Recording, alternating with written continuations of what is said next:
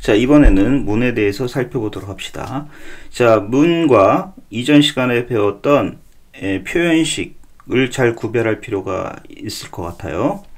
문과 표현식을 구별하고 해석할 수 있으면 자바스크립트 엔진 입장에서 코드를 읽고 실행 결과를 예측하는 데 도움이 됩니다. 자, 문이라는 것은요, 프로그램을 구성을 하는 기본 단위입니다. 그리고 최소 실행 단위라는 얘기죠.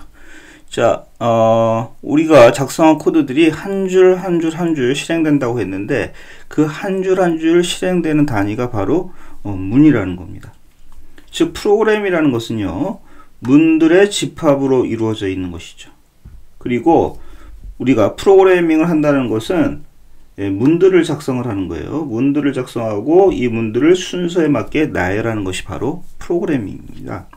자, 문은요, 토큰들로 구성이 됩니다. 여기 토큰이라는 말이 나왔는데, 이 토큰이라는 것은 문법적인 의미를 가지며 더 이상 문법적으로 나눌 수 없는 코드의 가장 최소 기본 요소를 말합니다.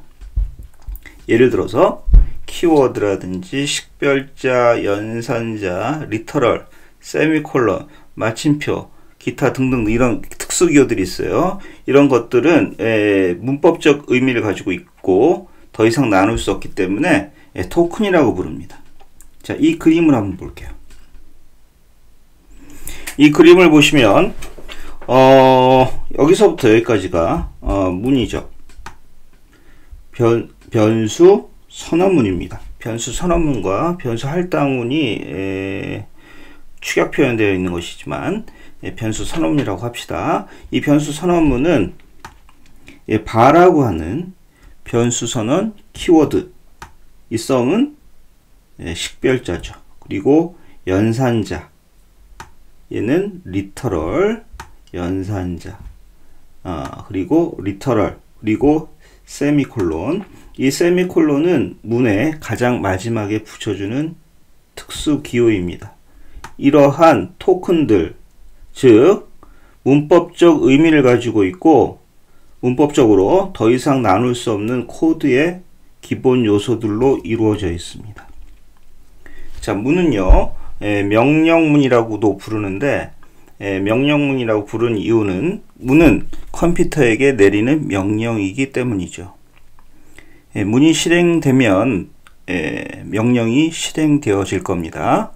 우리가 작성한 코드대로 그 명령이 실행되어진다는 얘기죠. 그리고 무슨 일인가가 일어나게 될 겁니다. 예를 들어서 변수 선언문이 실행되어지면 변수가 선언되어지겠죠. 자, 지금 보고 있는 예제가 문들의 여러 종류를 나타내고 있습니다. 자, 얘는요, 변수 선언문이죠. 변수 선언문이 실행되면 변수가 만들어질 거예요. 얘는 변수 할당문입니다.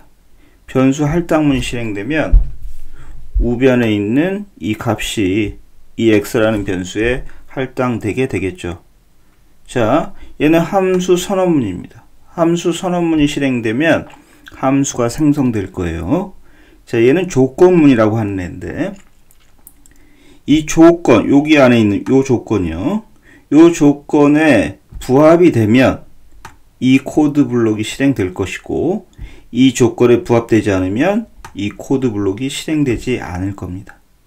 자, 반복문도 문인데요. 이 반복문의 조건에 의해서 이 코드 블록이 반복되어질 것인지 아닌지를 결정하게 됩니다. 자, 문은요, 세미콜론으로 끝나야 합니다. 즉, 문이 끝날 때에는 세미콜론을 붙여줘야 한다는 얘기죠. 단, 코드블록은 무엇이냐면요, 이 중괄호로 묶어주는 것인데, 여러 개의 문들을 하나의 실행 단위로 묶어줄 때 코드블록으로 묶어줍니다. 자, 이것은 우리가 제어문 때 다시 한번 살펴보도록 할 거고요. 이 코드블록 뒤에는 세미콜론을 붙이지 않습니다. 예를 들어서 요 반복문에 요게 이제 코드블록인데요. 이 코드블록 뒤에는 세미콜론을 붙여주지 않았죠. 하지만 여기서부터 여기까지 얘가 문인데, 이 문이 끝날 때에는 세미콜론을 붙여주고 있습니다. 그런데 꼭 우리가 코딩을 할 때 세미콜론을 붙여줘야 되는 것은 아닙니다. 즉 세미콜론을 붙여주는 것은 옵션이에요. 선택사항이란 얘기죠.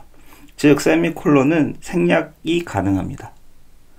그 생략이 가능한 이유는 자바스크립트 엔진에 세미콜론 자동 삽입 기능이라는 기능이 있기 때문이에요. 얘를 ASI라고 부르기도 하는데 자바스크립트 엔진에 세미콜론이 삽입되어져야 되는 위치를 예측을 해서 암묵적으로 자바스크립트 엔진이 우리가 세미콜론을 붙여주지 않았을 때 세미콜론이 들어가야 하는 곳에 세미콜론을 암묵적으로 붙여주는 기능을 세미콜론 자동 삽입 기능이라 합니다. 자, 세미콜론 자동 삽입 기능이 우리가 세미콜론을 붙여주지 않는다 해도 암묵적으로 예측을 해서 세미콜론을 붙여주기 때문에 세미콜론을 안 붙여줘도 대부분의 경우 문제없이 돌아가긴 합니다. 그러면 세미콜론 안 붙여주는 게 더 편리하고 우리가 한 줄이라도 코드를 더 안 쓰게 되니까 더 유리한 것 같지만 세미콜론을 저는 붙여주는 것이 좋다고 생각을 합니다. 여기에는 세미콜론을 붙여줘야 되느냐 안 붙여줘야 되느냐에 대해서는 여러가지 논쟁이 있어요. 논쟁이 있습니다만은 문제가 발생하는 경우가 있습니다. 예를 들어서 이런 경우에요. 세미콜론 자동 삽입 기능이 동작하는 것과 우리 개발자들의 예측이 일치하지 않는 경우가 간혹 있다는 얘기죠.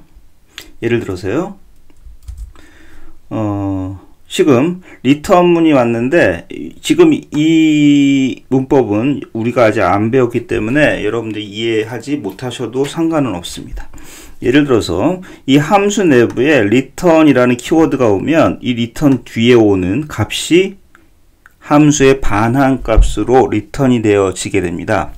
그런데 지금 여기서 줄바꿈을 했다는 얘기죠. 줄바꿈을 했기 때문에 세미콜론 자동 삽입 기능은 이 뒤에 리턴 값이 없는 것으로 판정을 한다는 얘기예요.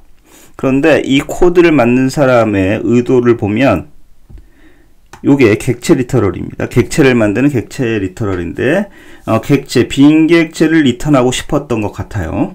그런데 이 경우에 세미콜론 자동 삽입 기능은 개발자의 예측대로 동작해 주지 않고, 즉 이렇게 동작해 주기를 기대했던 것인데 개발자는 그렇게 동작하지 않고 여기다가 여기죠. 이 부분에 세미콜론을 삽입하게 되기 때문에 우리가 의도치, 개발자가 의도한 대로 동작해 주지 않는다. 정확히 얘기하면 개발자가 세미콜론 삽입 기능을 정확히 예측하지 못했기 때문에 발생하는 이유죠. 자, 이러한 상황들이 발생할 수 있으므로 세미콜론을 붙여주는 것이 보다 안전할 수 있겠다라고 생각합니다.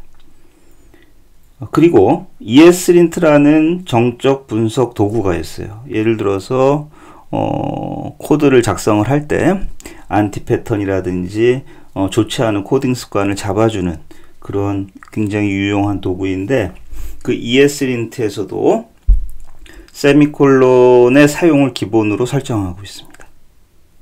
그리고요, TC39라는 에크마스크립트 기술위원회가 있어요. TC39는 뭘 하는 위원회냐면 에크마스크립트, 즉 자바스크립트 표준안을 관리하는 위원회입니다. 이 위원회에서도 세미콜론을 권장하는 분위기예요. 따라서 저희 강의에서는 세미콜론을 붙여주는 것으로 그렇게 통일하도록 하겠습니다. 자, 지금 이 밑에 보시는 그림은 TC39 멤버들이 세미콜론 자동 삽입 기능보다도 프로그래머가 세미콜론을 문의 끝에 붙여주는 것을 추천한다는 내용인데, 여기 보시면 재미있는 것이 브랜든 나이크 씨는 반대하고 있어요. 세미콜론 삽입 기능을 쓰는 것이 더 좋다고 이야기하고 있습니다. 한번 기회가 되시면 읽어보셨으면 좋겠습니다.